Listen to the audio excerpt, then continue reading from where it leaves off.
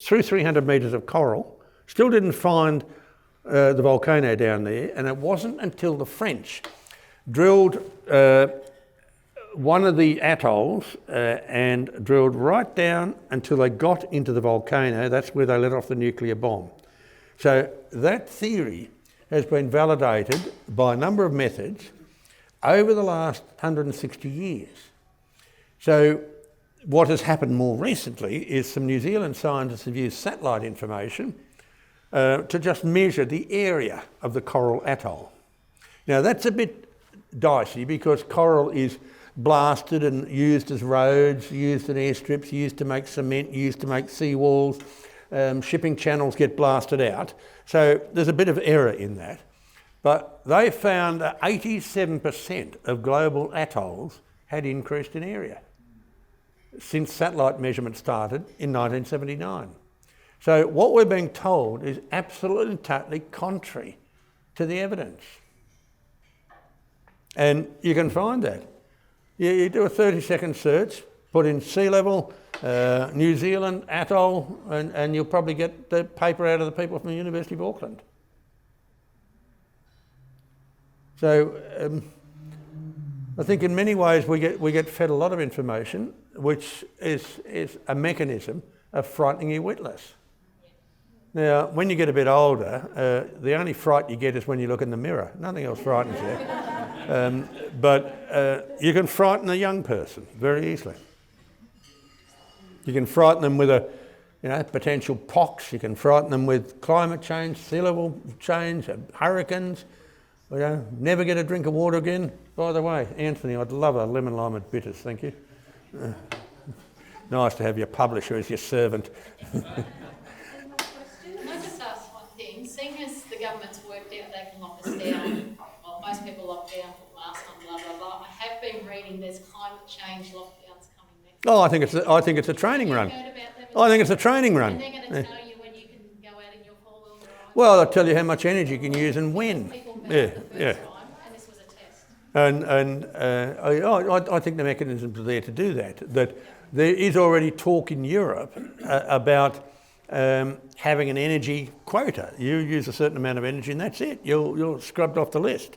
And things like Earth Hour. I mean, on Earth Hour, I turn every light and every electrical machine on in the house because I am grateful to have electricity and light, something people didn't have a few hundred years ago. I'm grateful for it. Question? Another question, just to follow up on what you were talking about the quota.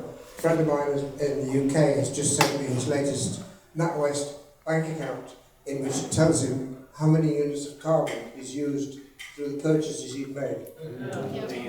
Thank you very much. Sorry about that. Yeah, that's right. How much he owes, the government owes, but it tells him how much he owes. And that's on his tax receipt. So he's told how many zillions he's part of owing now. So the banks are doing And he's it. 18. I think Google gets on the idea. It's cruel, isn't it? It's cruel. Yeah. Tells how much I he's think we'll owed. have to just take maybe one more question because yes, okay, one more question. Are we getting towards Rule 303 as the solution? No, that wasn't the question. Ian It was a has- question, but Ian has signed I don't know. 1,200 books in the last couple of days. 1,200 books. This book is released on the 1st of December. By the 1st of December, we'll be into the second print run. It's just been incredible. And what that is telling me is that there are a lot of people out there who are really concerned about the way the world's going. Really concerned about what you said, Howard, the possibility of, in this country, having a carbon tax on your expenditure. People are waking up. And again, this federal election has got to be a wake-up call for the major parties. You have to think very carefully about how you vote. And if you don't understand the Senate system, find it out, because it's very important. You need to come to voting matters more often, Ian. You get what we do here. That's exactly what we do. I just read tea leaves. Now, one last question over here, and then I'm sorry. sorry, we'll have to wrap it up because Ian is going to collapse. He's got another at least 1,200 books to sign the next couple of days. You mentioned Just a moment, I'll get the mic.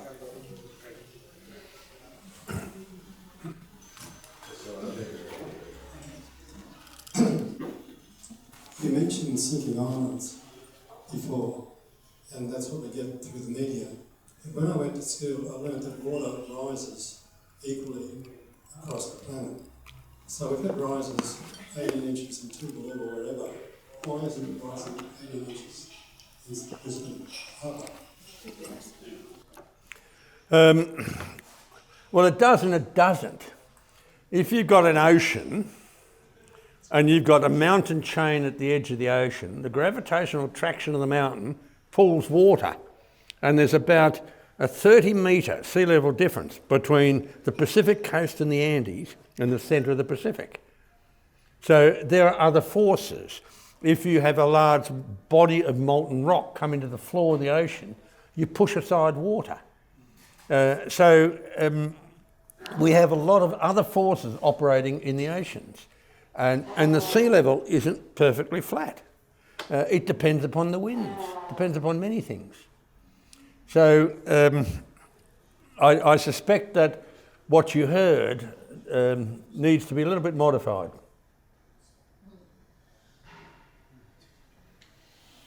Oh, we need educators like you, Ian. Yes. And I have a signing pen. Now, did you get him an 11-line mobility? He's got it, he's done it well. And, sorry, you got it? Excellent. Right, poor old Ian's got to go to work again because I'm sure some of you want to buy this book and there's just going to be so much information there. This is going to be a tool for you to use to negate the ridiculous arguments that you come up against in everyday life. We need you to write one about COVID, please. It's dangerous to write out of your area of speciality. Indeed. You might make more common sense though. Thank you so much for coming, everybody. And would you thank Professor Ian Palmer? Thank you for coming.